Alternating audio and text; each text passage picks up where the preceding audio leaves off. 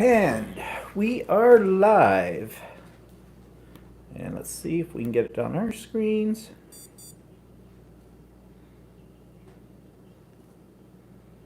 Okay. Should be coming. Where's the YouTube? Okay. There it is. I'm not getting anything yet. Ah, there we are. Ooh, ton of people already waiting for us. Okay, how did you guys get on here so quick ahead of us? Well, anyways, glad to see you there. Oh, I see Chris is here. Great.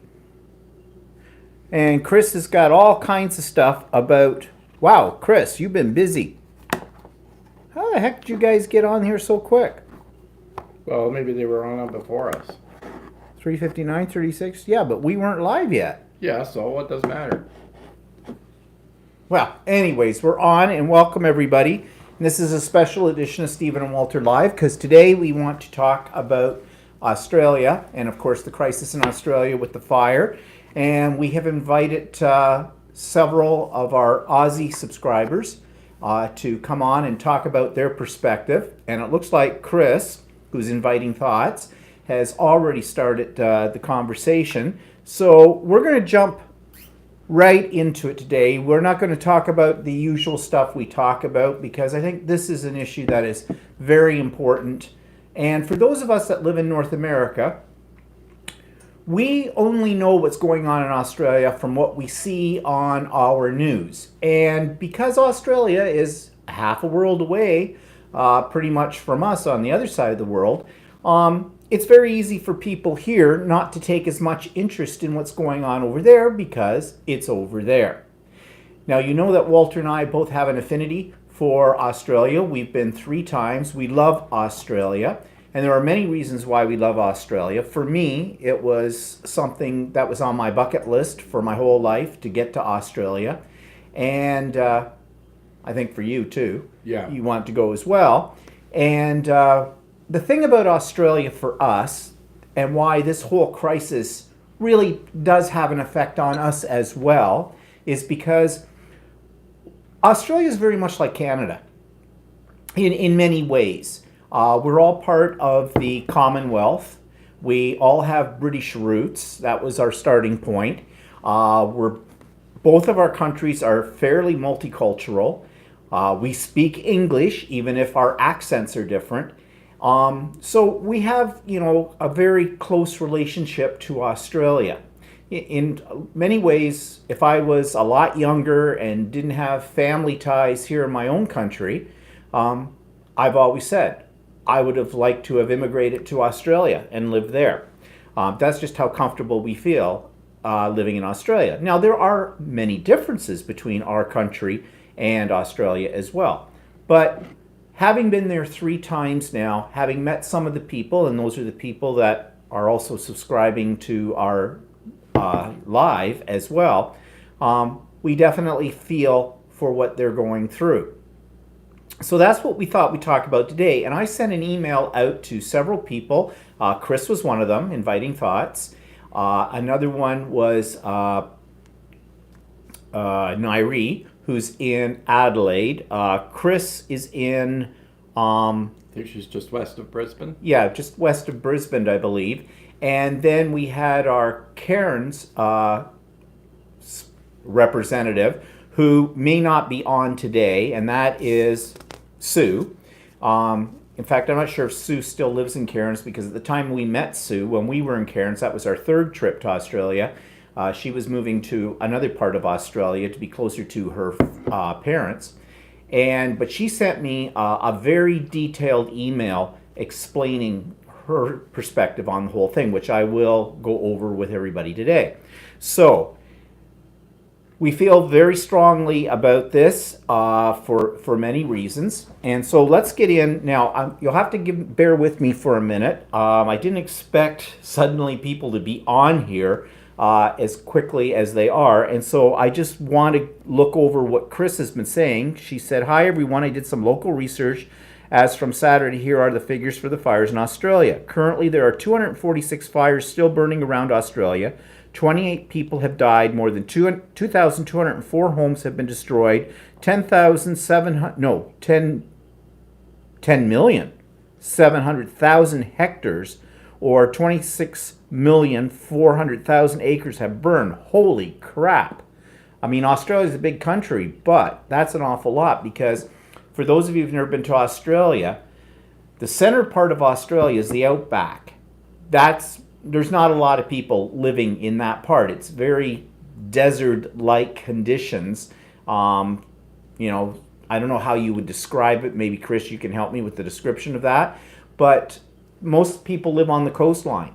And that's where the majority of the vegetation, and again, if I'm wrong about that, please correct me. But from my perspective, that's where most of the vegetation is. That's where most people live. And that's where the fires are. So that is a humongous amount of territory.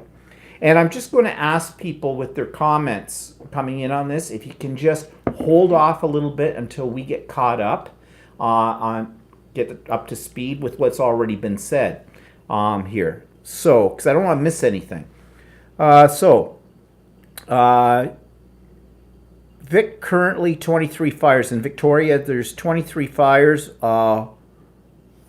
1 emergency warning, 10 watch and act, 11 advise, 1 advised grass fire. So these must be all warnings and precautions that are put out about this situation.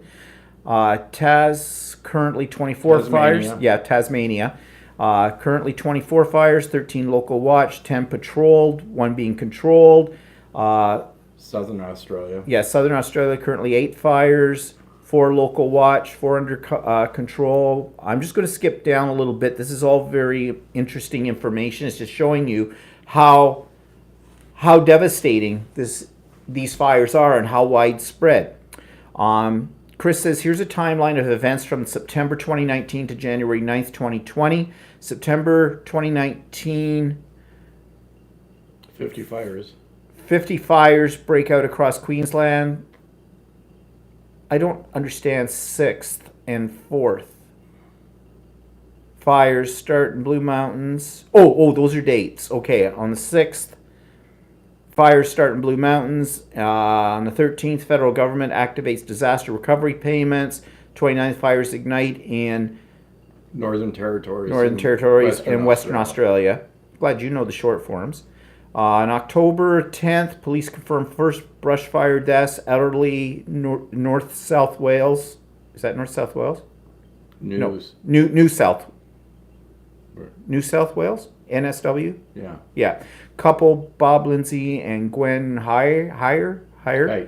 Higher. 30th, fires break out in Tasmania and South Australia. I didn't realize the fires were in Tasmania. Yeah, they are. Because Tasmania basically has the Tasmanian Sea sort of in between mainland Australia and Tasmania. Tasmania is like a huge island. It's part of Australia. Well, Kangaroo had it on Kangaroo Island too. Well, that's right. Yeah, true. I just didn't really think about Tasmania on there. No insult to Tasmanian people. Labor calls for urgent meeting of federal, state, and territorial leaders. Laura's here. Hi, Laura.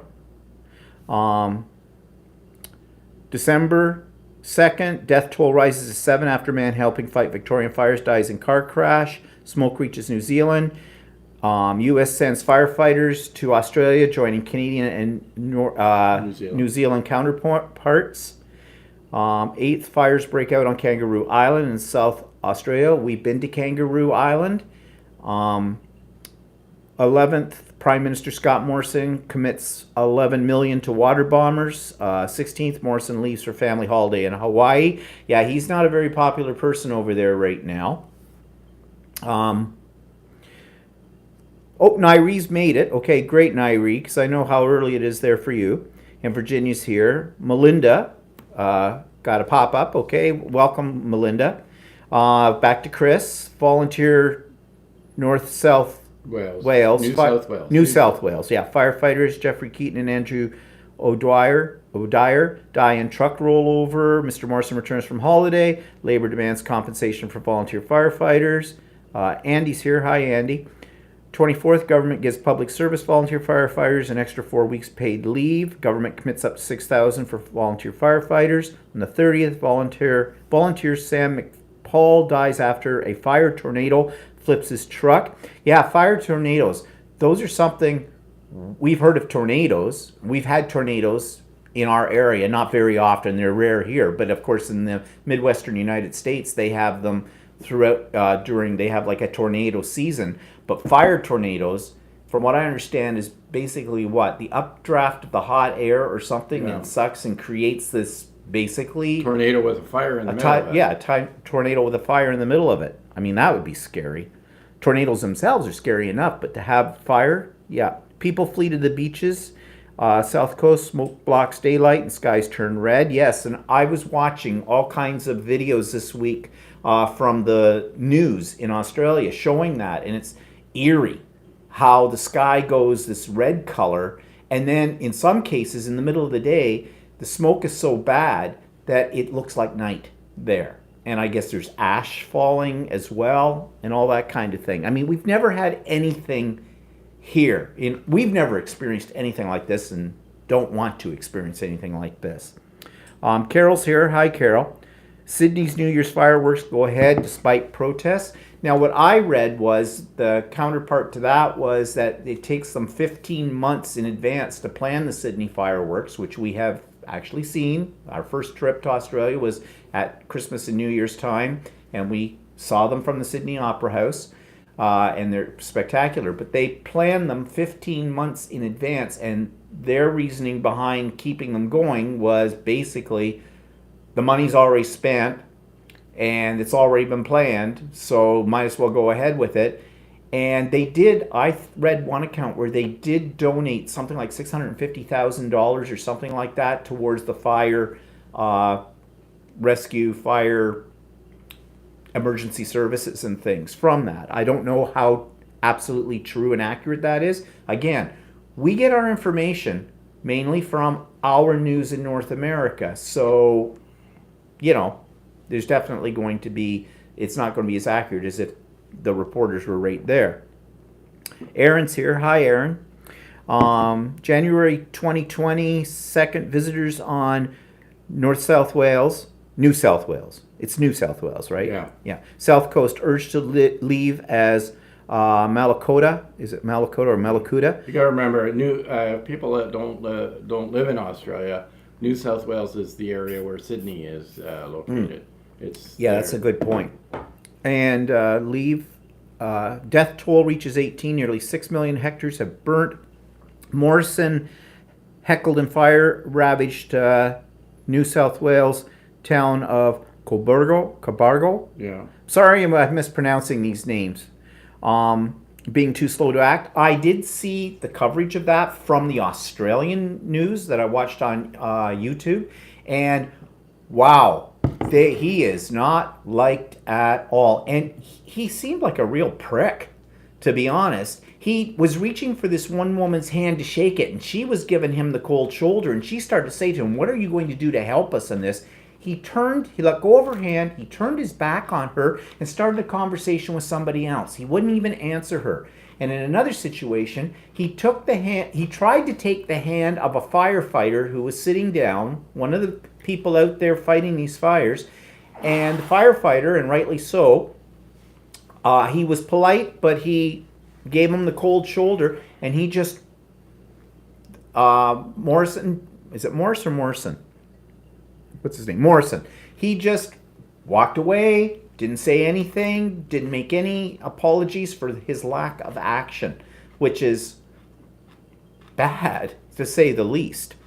Government makes unprecedented call to deploy 3,000 Army reservists. Morrison releases political advertisement response.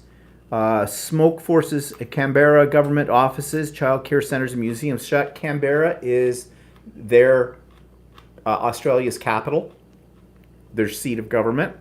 It's located south of Sydney and sort of north of Melbourne. Yeah, we've been there too. On the 6th, government commits $2 billion to National Bushfire Recovery Fund. On the 9th, insurance claims surpassed 700 million. Yeah, that's what I was wondering is how these people are losing everything. Everything. And I'm just wondering how their insurance works there. I mean, who's going to compensate them for this, if there's any compensation? I mean, devastating. Laura's crocheting several marsupial pouches sent to Australia to assist with efforts to save the orphan joeys, wombats and roos. Yeah, I was going to talk about this a little later because this really upsets me. And I may get emotional over that.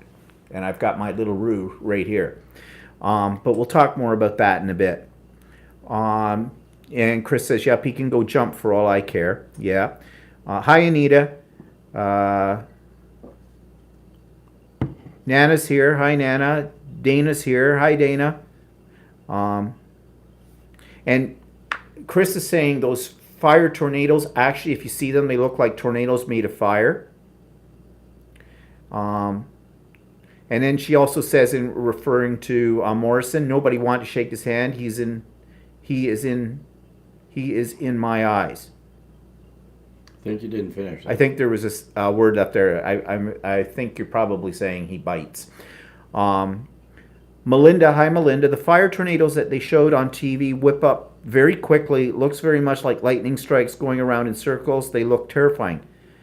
And Andy says, anyone know the total number of fires? I believe Inviting Thoughts had it at the beginning. Yeah, Chris already has listed a lot of that, Andy, so you need to go back a little bit more. It says there are currently 246 fires still burning. Yeah, so those are a lot of the stats of what's happening. But Chris, what I want to ask you right now, where you live, how is this affecting you in your part of Australia? You know, we have all these stats and everything, and they're mind-blowing, really. And in fact, it's to the point where you hear so many stats about how many fires are burning, how many lives have been taken, how many animals are dead, and the whole bit. But you know, for us here in North America, that's just numbers.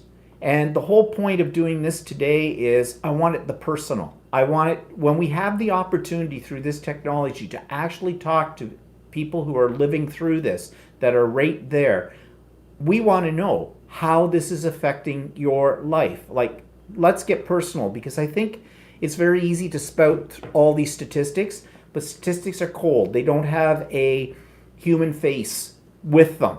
And so I want to, through this broadcast today, put a human face on all of this, because I think that's important. I think that really shows you what's going on, what the tragedy, the level of tragedy is on there. So maybe, Chris, you could tell us a little bit about how this is affecting you. And Nairi, you're at the opposite side of Australia pretty much from where Chris lives. So maybe you can talk too from your point of view how it's affecting you and your community as well.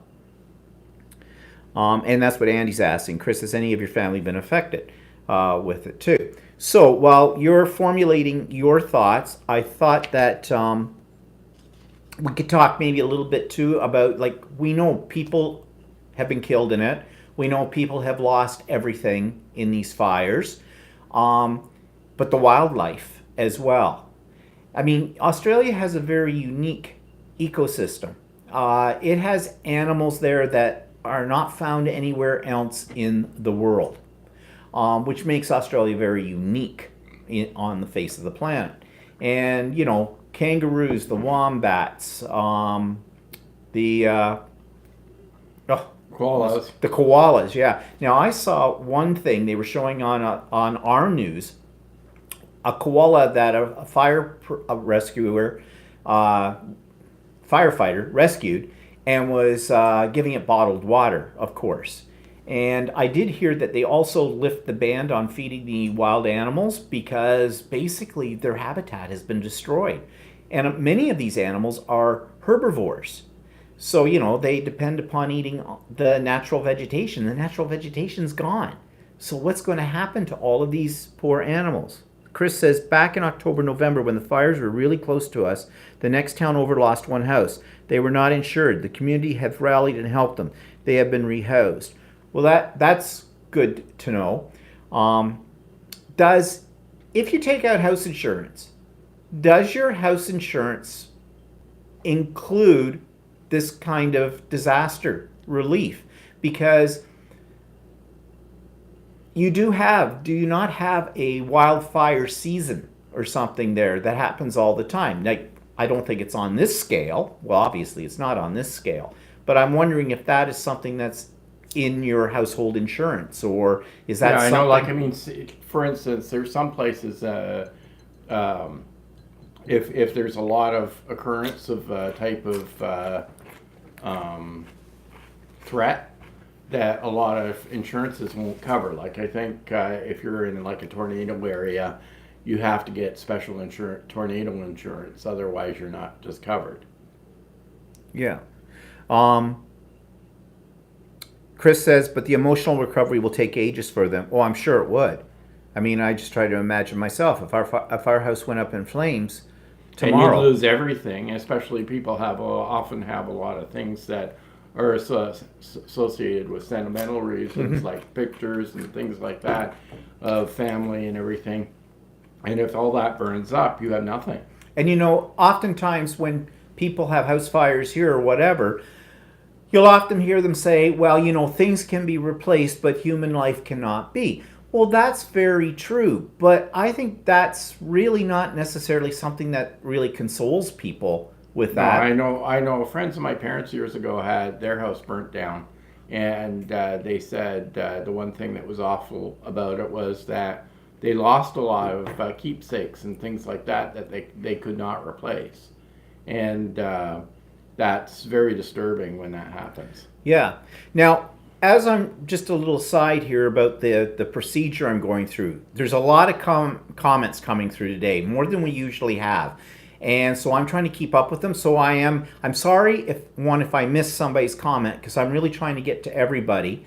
And also I'm trying to do them in order as well. So I might get a little mixed up. So I apologize for that on the onset, because this is a little different than what we usually do.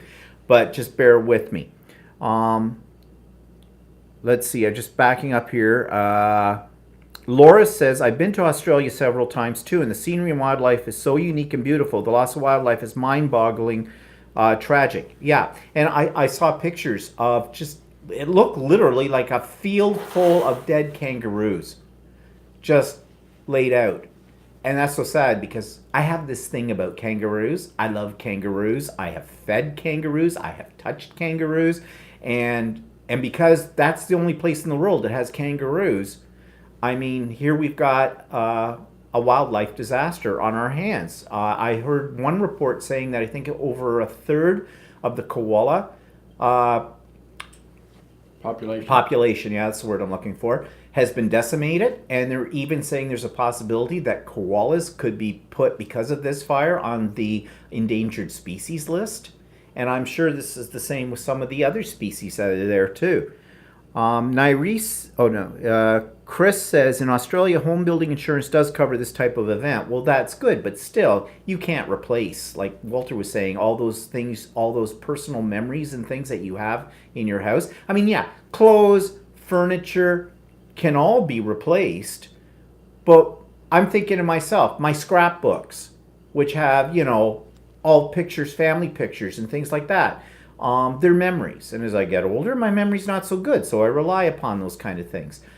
Personal keepsakes, things you've earned, like your diplomas, things like that. You don't think about that, but those are irreplaceable. So yeah, it's one thing to say, you can't replace human life, but you can replace things. True, but there are some things you can't replace either, and they are part of who you are. Nairi says, I'm in northern suburbs of Adelaide, all okay in suburbia. Fires in Adelaide Hills, Kersbrook, Cudley Creek, are devastating on Kangaroo Island. Yeah, we've seen pictures of that. Well, we've been to Kangaroo Island, and I remember going to a koala sanctuary or whatever there, and I don't know if that one actually was affected, but I know a lot of the koalas were decimated on Kangaroo Island, and I believe Kangaroo Island is the only area in Australia that had disease-free koalas, because I think there were some diseases that koalas had that. Oh, yeah. Well, didn't they have like an STD or something? Oh, like yeah, that? yeah, they did. That was right. We laughed about that at the time. But and that's not really funny. But Well, no, but that just never this was heard of it. like the only area of Australia where they had these disease-free koalas. So it's pretty devastating. And I've seen the amount of Kangaroo Island is burnt, and it's quite a lot. So, Well, it also, just moving away from the wildlife a little bit, Kangaroo Island is a real tourist destination. That's why we went. well, it's not just kangaroos, but koalas, and it's got sea lions on the beaches. Yeah, it's got and all kinds all of kinds things. of other things. So, But what I was getting to was, with all these fires, it's going to affect down the road tourism. yeah, see, Nairi says, Walter, that's right. It's chlamydia that Oh. they've got, and that's why they can't move the koalas to the mainland. Oh, okay. I'm just trying to catch up here. Virginia says, yes, we're hearing in the U.S. about vegetation gone and possible extinction of some of these animal species. Also hearing of the rescue efforts of the wildlife. And Chris says, the photo you saw of the firefighter with the koala was a photo that was taken a few years ago and keeps getting reused. Some insurance companies have used the photo for advertising. Well, that's interesting. So what you're saying is they're using that picture as basically it's out of context, but they're making it sound like that's what happened. I mean, I don't know how I feel about that now that you've told me that, because that picture is heart-wrenching. You're watching that little koala and he's grabbing for the water bottle and he finishes one and the firefighter gives him another and he's reaching out, like, you just cry over it. And now I'm thinking, why would they show that and not the real thing? Well, What's like any newscast do? They I know. always use stock footage on stuff. yeah. But that's not to belittle the fact that these animals are being wiped out Yeah. here. That's not to belittle that. That's just sort of an interesting little aside. Anita says there will be a lot of skilled trade jobs needed to help people to rebuild. Yes, it's an emotional toll it takes. And Iris says, I do want to thank all the people overseas who are helping too, the firefighters and all the donations. Yes, now this is not a slap at the Americans, but once again, the Americans are a little late in the game. Canadians went really quick. And again, this is our connection to Australia that the Americans Well, apparently the do not Americans have. do have. No, the Americans. I was What? had a thing on there that they do have an exchange service with between Australia and the U.S. where Australians were helping fight California fires. as Oh, well. were they? Yeah. Okay, yeah. I take it back. Sorry, didn't know that. Okay, I guess what I was doing was historically linking it up with the First and the Second World War. The Americans were a little late in both of those. But anyways, that's not a slam on the Americans, okay? I'll slam the Americans in another video. No, just being funny. But I didn't know that. Yeah, no. I was watching something where they were interviewing the Americans coming across, and that it was that they have a fire exchange thing, and it's a learning opportunity too for them to in each country to develop new techniques Yeah. in fighting fires. Well, okay, here you go. California's had devastating fires this year too, and they've had them for several years as well. And, you know, this brings me back to the whole thing about climate change. I think this should be an awakening for the leaders around the world that this does exist. Yeah, see, Invite says our firefighters travel all over the world to help fight fires when needed. Well, I knew that with the Australians. Yeah. I did not know. Okay, I take it back. I take it back. I don't want hate mail. Okay, about that. And I'm glad to hear, though, that other countries are getting involved with it because, well, that's great. Inviting Thought says climate change is real. Yes, it is real. Very yeah, real. well, we noticed it here too. It's not we don't have fires right now, but our January has been very warm. Yeah. Now, Jules says, what's the best organization to donate to, i.e. one that gives direct aid? And Chris says the Rural Fire Service is the best to donate. We donate it through Google. because there's a lot of places where you can donate, and I just thought Google was that's the one that came up. I think I did a search online, and I think there's several rural fire brigades or whatever that you can donate Yeah. directly to them, which would make sense that would be an efficient way of using your money. Yeah. Because you don't necessarily know, like, I mean, if you donate to the Australian Red Cross, you don't really know how much of that is actually going No, to. that's a bit of a problem. Yeah. And I was going to say too about the donations. There's been a lot of YouTube content makers out there that have been doing donation drives for Australia as well. So the community is coming together on this.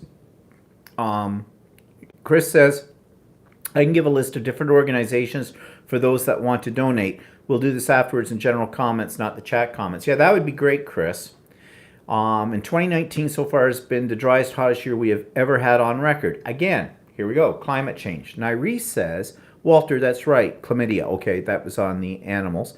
And Jules just looked up the Rural Fire Service on the internet. Looks like very informational site, included how to donate. Thanks. And Nyree says, yes, there's been a few photos on Facebook that are not current too about the fires. Yeah, well, where I saw the one about the koala was not on Facebook. It was on our news here in North America, but that must have been where they got it, probably. Let's see. Climate change is real. Yeah, Chris says, although prevention is always better than cure, recent governments have cut so much funding for preventions and rural fire service. Yeah, well, that's what governments do, right? Laura says, until there's a big problem, and then. Yeah. Laura says, I'm originally from BC, and the province has a firefighter exchange program with Australia. BC has had some extensive forest fires over the year. Yes, I mean, we've had our forest fires in Canada too, out in BC. We're lucky where we live. Where we live in Ontario, this is not usually a problem. But Northern Ontario still has lots of forest fires. Well, yeah, Northern Ontario. But when you say Northern Ontario, that's not just 10 miles north of us. No, well, that's the same as Australia. Yeah. If you say, like, where... yeah, but there's so Chris much lives, of Australia. Yeah, well, there's so much of Canada, too. Yeah, well, the point I'm making is where we live, right here, Yeah. Southern Ontario, next to Lake Ontario, we have a lot of water, okay? We don't have forest fires. We live next to a little forest. Yeah, I could go up, I suppose, and that would be like It would probably burn our house. It would probably burn our house down. Yeah, but it's not. It isn't anywhere near as much of a risk as it is in other parts of out in Western Canada, out in BC, or what's happening in Australia. So this is what I mean. We don't know what it would be like to go through this, and this is back to my original point about talking about this from an Australian's point of view that are living through it.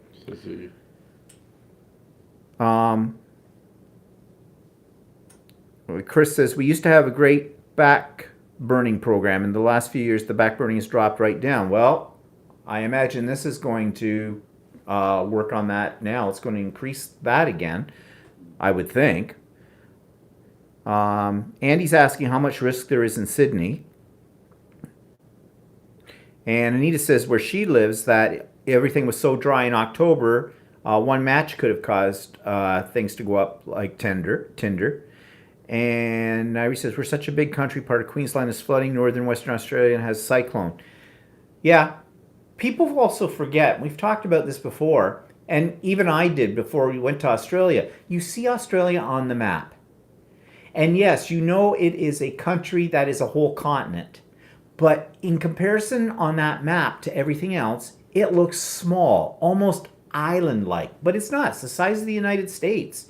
We know. We drove around it quite a bit, and it's a massive country.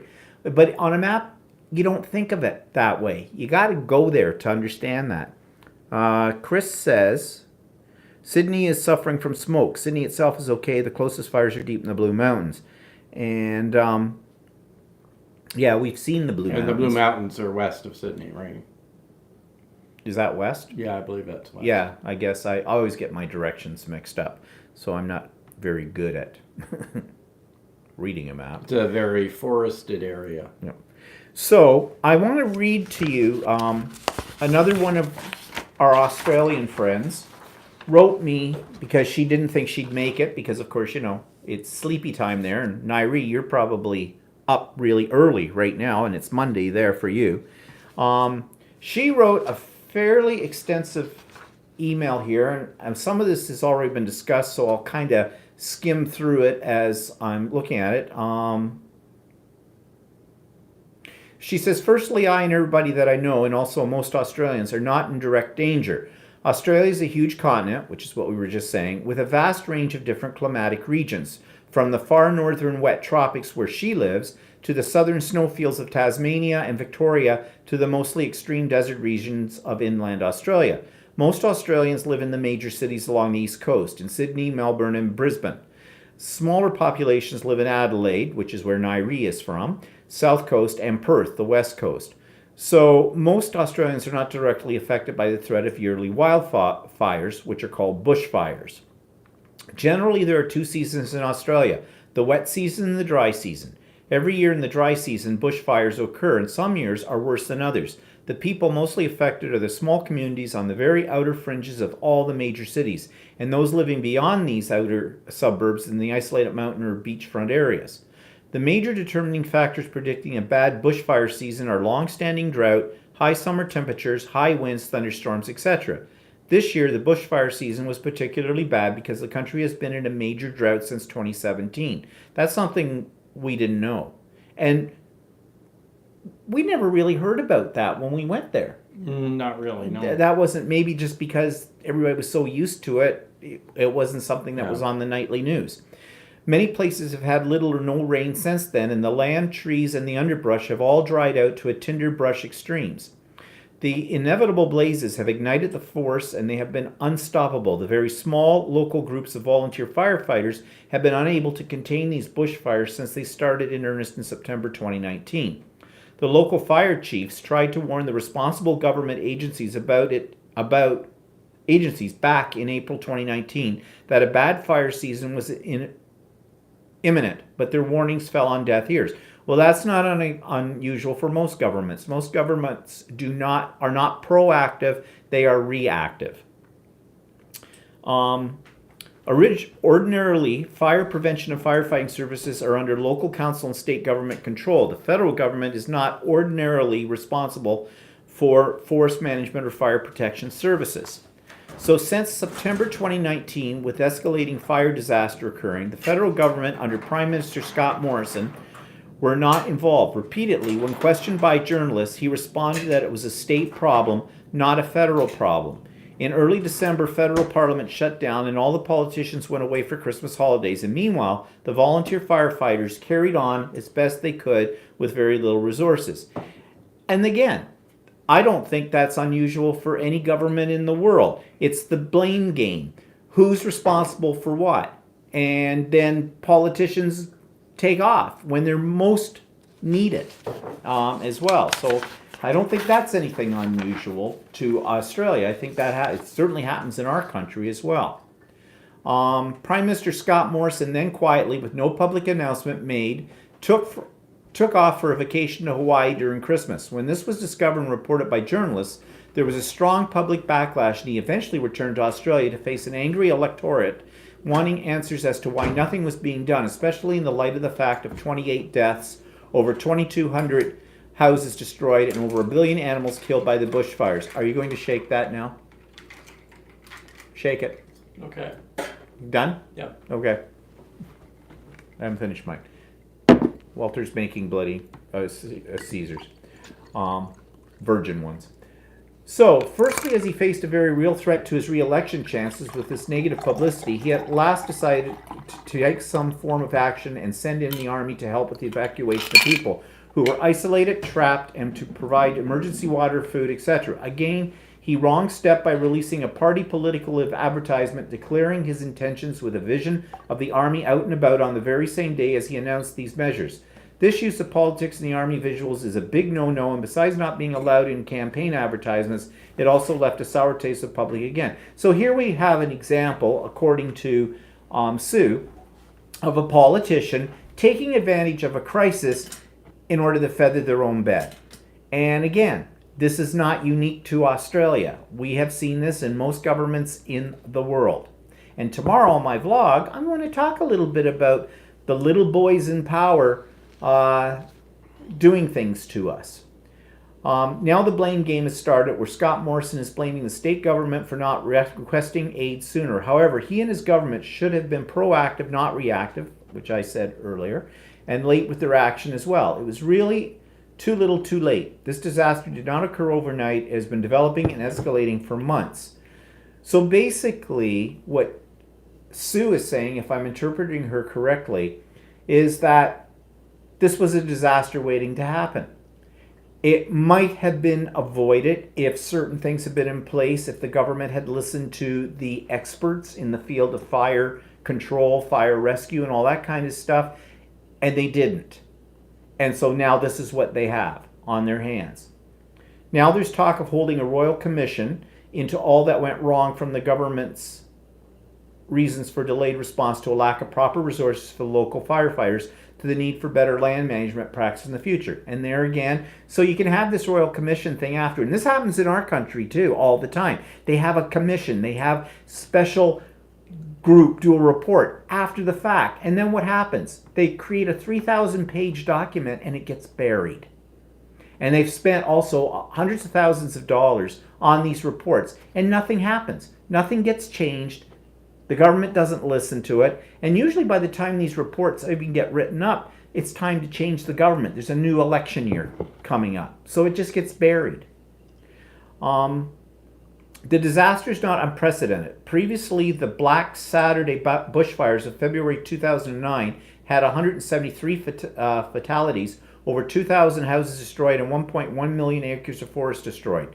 This 2019 season has had 28 deaths, over 2,200 houses destroyed, and 26.4 million acres of forest destroyed. In comparison, Sue says, 2018 California wildfires consumed 2 million acres, and 2019 Amazon fires consumed 2.2 million acres, in comparison to 26.4 million acres. So, yeah, this is a bad fire, to understate it. Some members of the general public are tending to also blame the greenies, the tree-hugging animal lovers trying to prevent the extinction of rare animals. But the greenies have absolutely no power in government, and therefore have no say in the current land management practices or forestry control. I cannot see how they are to blame. The blame lies, in my humble opinion, with an ignorant federal government that's in the pocket of the coal industry and who continues to be climate change deniers in the face of overwhelming evidence that not only proves that it exists, but that things are only going to get much, much worse. I did see a statistic, and I didn't know this, that Australia is the third largest exporter in the world of fossil fuels, and 65% of what they export is from coal. And we all know that coal is a major pollutant and a major contributor to global warming as well. And I did not know that about Australia. And they coupled that with an interview or a report on the Prime Minister.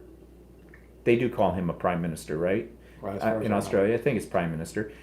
Scott Morrison, where he basically was saying, well, we can't do much about that because it employs over 50,000 people. And so he was going on the economic point of view as opposed to the, the whole environmental point of view. And of course, that just brings it down to what everything gets broken down to is money, economics. In my 30 years of living in northern wet tropics, I have observed that the wet seasons have gotten shorter and the dry seasons have been longer and hotter. Droughts are more frequent and bushfire seasons are becoming longer. The polar ice caps are melting and the coral is dying as the oceans get hotter. Is this evidence of climate change? I believe so. So, yeah, that's what I was saying before. It is, if you are not convinced that there is a problem in our environment, that global warming does not exist, you're crazy. Even here in our own country right now. This is January. We should be buried. We should be buried in snow. And it should be really cold. And we just had a weekend of rain. Rain. A lot of rain.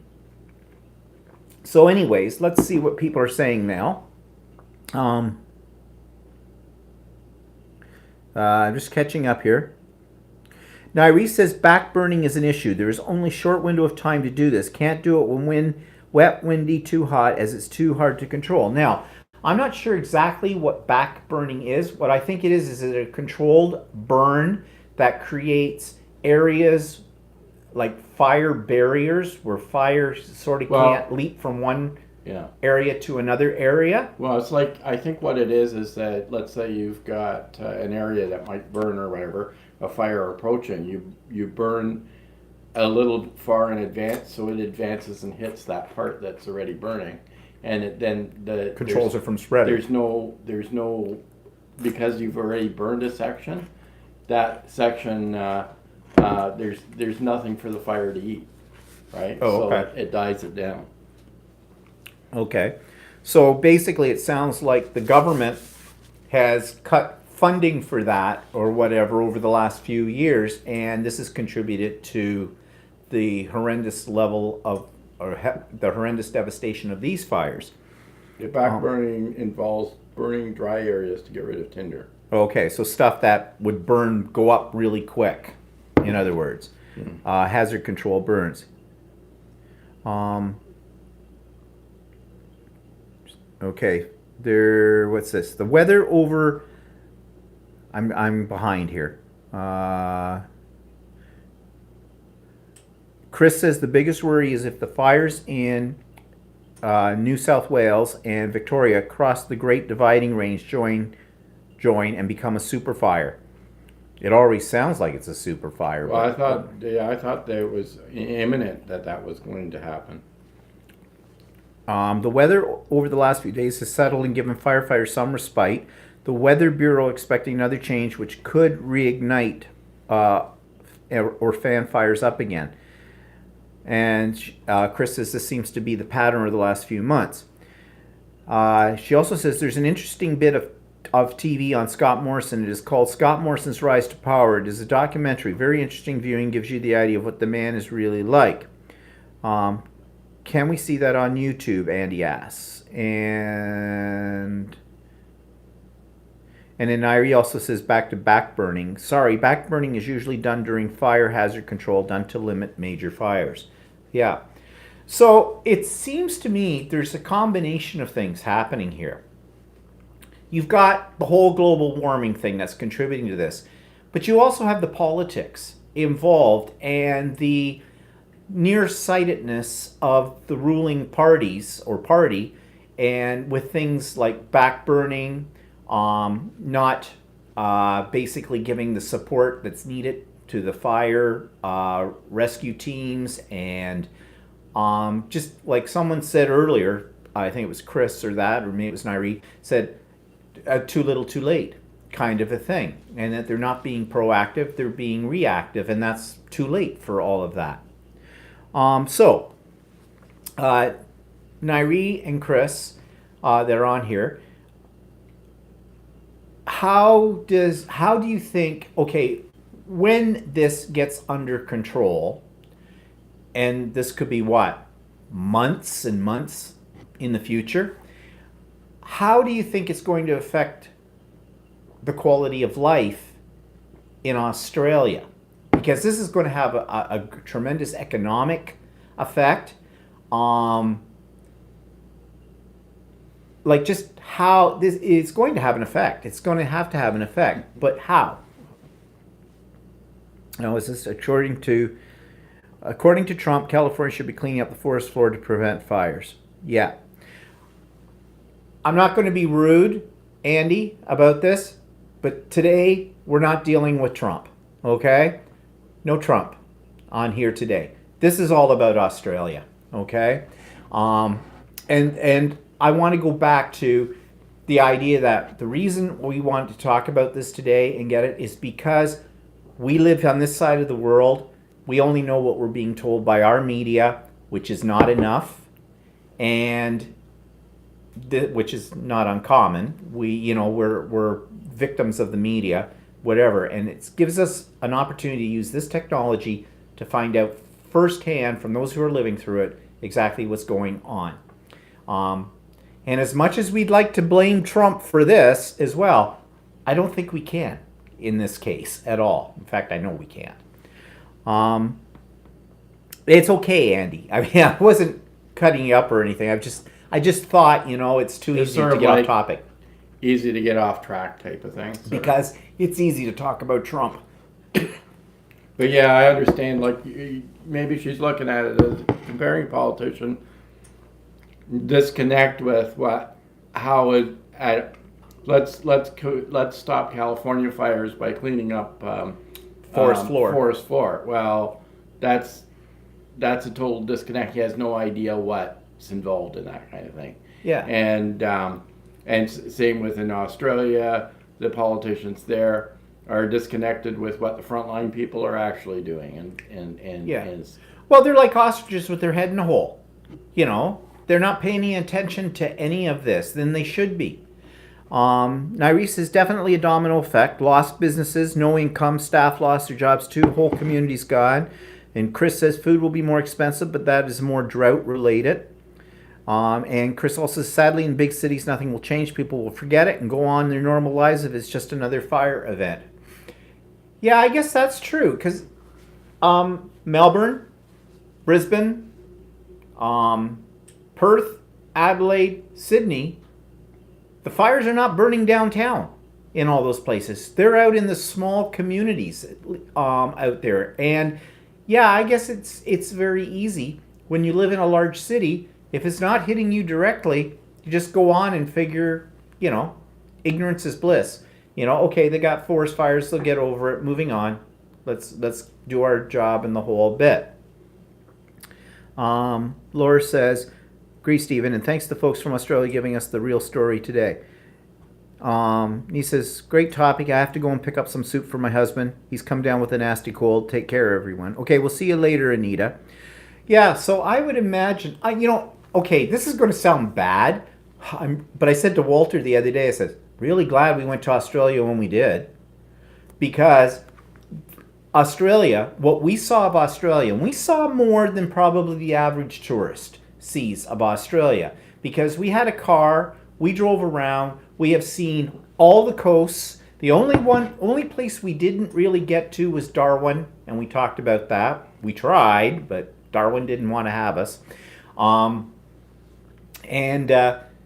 We saw a lot of Australia. In fact, I think we saw more of Australia in the 3 times we've been there than we've ever seen of any other country in the world, possibly including our own. Mm-hmm. Well, no, we have seen our country almost from coast to coast. We've never been to Newfoundland, but probably our country is probably the only other country that we've seen as much. With it all. So again, another reason why we feel so strongly about talking about this whole issue, because we really feel for Australia.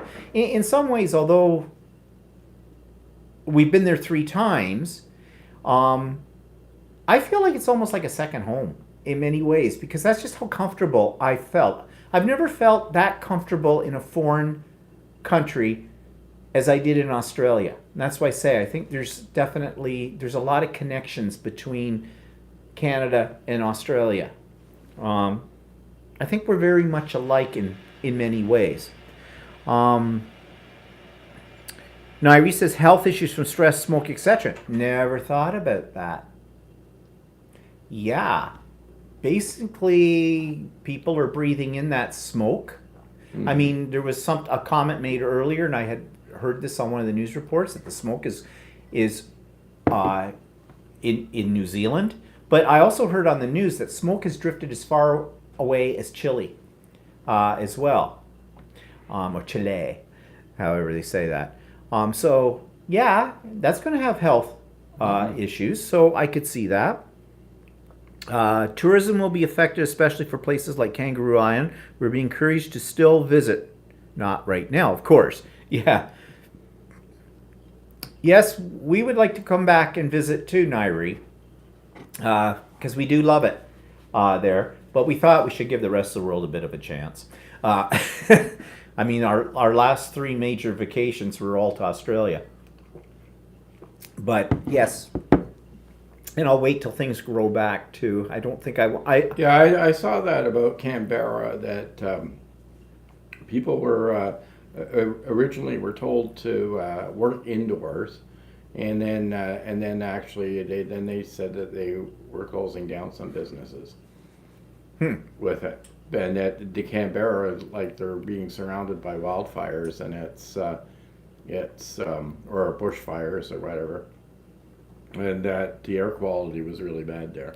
which is kind of surprising because was it Beijing and Cairo are two of the ones that have the worst air quality in the world, and so if it's worse than those, because we have seen both, you can eat the air in Beijing and in Cairo. So if this is worse than what they have, that's pretty bad. These fires are unfortunately destroying more trees, brush, plants, wildlife, which gets forgotten. The human death toll is quite low. Thank God for the fires of huge size. And yeah, that's what brings me up about the animals. What's going to happen to the animals that survive? If they don't have food, if their natural habitat, what they eat, is destroyed by this, what's going to happen? I mean, Well, we know koalas are picky about what they eat. yeah, what? We were told that koalas, of course, eat nothing but eucalyptus, and that there's something like over 80 varieties of eucalyptus plants in Australia. That's what we were told Well, no, on that- the trips. and there's And the they only whole- eat two of them? The whole fruit bat population too, and everything. Oh, our little friends are fruit bats. Yeah. Yeah.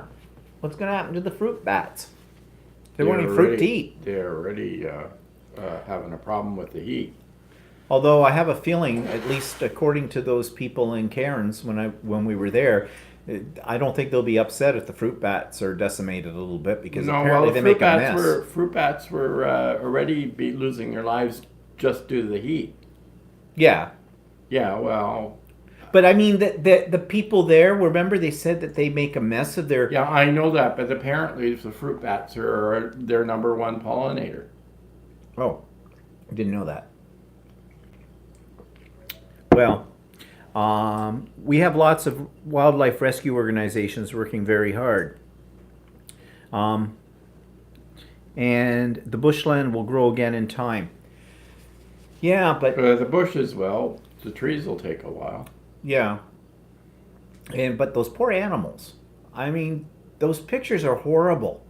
The kangaroos just laid right out, like dead. I guess there was a huge sheep, not that it was wild animals, but a huge sheep farm in Kangaroo Island that all the sheep were burned. And they lost Poor thousands of sheep.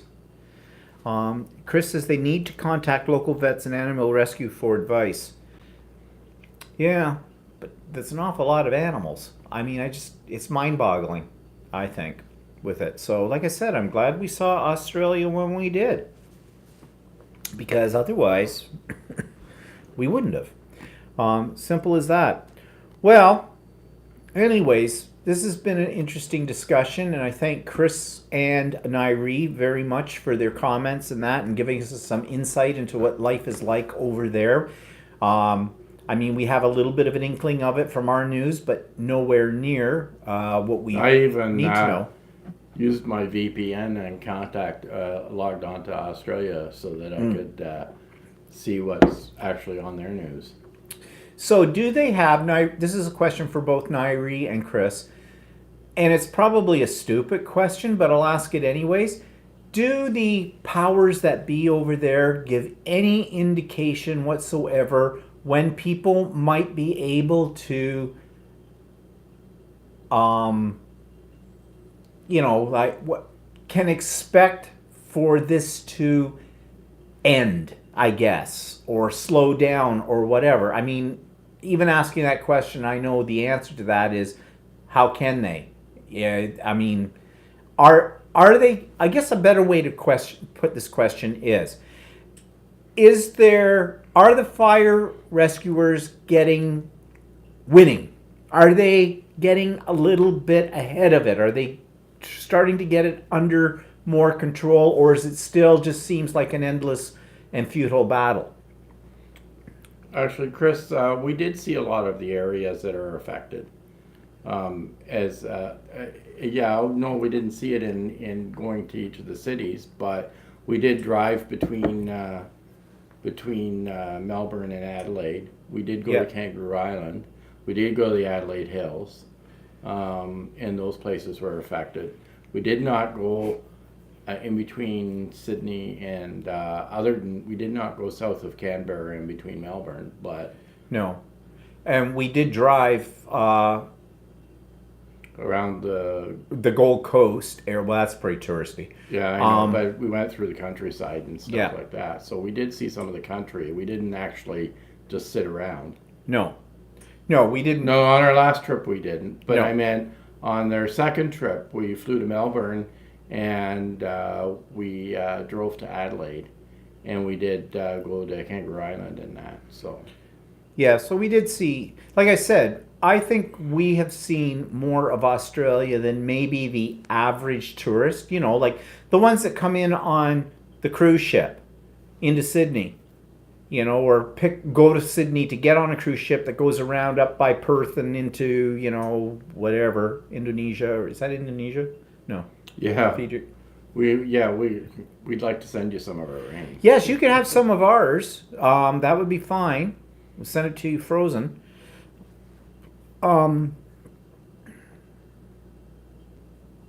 Yeah, we have seen more than the average person that have gone to. Yeah, well, she Australia. says the average Australian. Yeah, but that would be like here, too. People who come to Canada probably see more of Canada than we as Canadians have. Well, we're not your usual tourists. Not that we get out there and backpack and rough it through the places we go, because quite frankly, that's not my idea of a holiday or of a trip. And I do like to see the tourist things because, you know, and sometimes people criticize you for that and go, oh, you didn't really see the real people. Yes, we did. We had coffee and dessert with Nairi. Okay? Sue, when we were in Cairns, took us to the botanical gardens and spent a day with us and took us around Cairns. And Chris offered, but we couldn't get there. It didn't work. So, you know, yeah, we did. And we talked to the locals. And now. we have driven around. We have driven through Yeah. the more rural areas. So. I mean, yeah, we don't live there. So There's only so much you can see Yeah. in a few weeks. So but we did see what we felt we wanted to see and what we needed to see, and then we saw a little bit more than just that. I mean, we went where was Victor Harbor? yeah, Victor Harbor. That's near Kangaroo Island. Okay, it's a little touristy, yes, but we drove there, so we saw places in between as well. We stayed. Where was that place we stayed in? That was a one-horse little town in that hotel. Remember, and it had the drive-through liquor store. Oh yeah, next door. Yeah. That was up in the Barossa Valley. So Yeah. So we went through there, but that was that place that we stayed in, that little town. I can't remember what the name of that. I know, but it was, if you blinked, you missed was it. it was an Aboriginal name. Mm-hmm. And I forget what it was called now, with it all. But you know, yeah. But that was what we liked about Australia. In many ways, it's still a lot of little towns. Coonawarra or something. Is that what it was? Yeah. I can't remember. And Nairi says, plenty of lovely places in southern Australia. Hopefully the donations funding will help country centers and have more physical resources for the future. Yeah, well, all I can say is that I really hope that this ends soon. And Or that a lot of it, you know, it gets more under control Mm-hmm. and everything. So for the sake of the people there and for the sake of the wildlife. You know, this sounds really bad, but I think it bothers me more about the wildlife than it does about the people. Sorry, but yeah, just I love Australian animals. They're so fluffy. See? as Nuri Right there. says, we do too. So people can start recovering. Yep. Okay, so anyways, a good discussion. Thanks for the insight on everything. And I think we're not going to belabor it because the whole world knows about it. Chris says, I've traveled all over the country and been to every state. The drive across Nullarbor, I'm probably saying it, was amazing. Yeah, it's a beautiful country. Yeah, it is. And there's so many different things to see and such a change, too, in the different parts. I mean, Perth is very different from Sydney.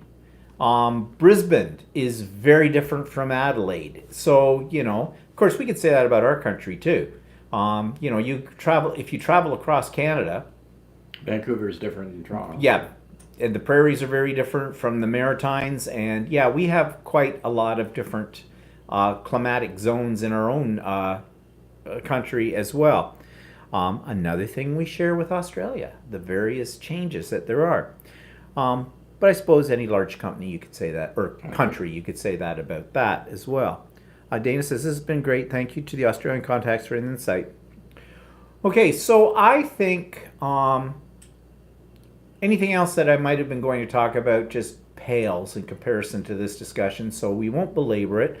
And I think we'll just stop. Well, we're stopping a little bit early today, but I think we've talked a lot about this and it's given lots of people food for thought. So I hope everybody has a good week. We hope you get rain, lots of it, in Australia, and everything gets under control. And Nairi says there was some footage of fires taken with an infrared camera that might give a good idea of the extent of the fires here. So I've seen that, and you can see the hot spots and the whole bit. And yeah, it's large from that. And so thanks everyone for joining us today. And I hope that maybe it shed a little bit more light, give us a little bit clearer understanding of what everybody's going through in Australia. And for our Australian people, Nairi and Chris and Sue, who didn't join us today but did so by email, you guys be safe and hope life gets better in Australia with you. So we'll see everybody next Sunday. Have no idea what the topic will be next Sunday, but we'll find something, I'm sure. So talk to everybody later. Bye-bye for now. Bye. Say goodbye, Walter.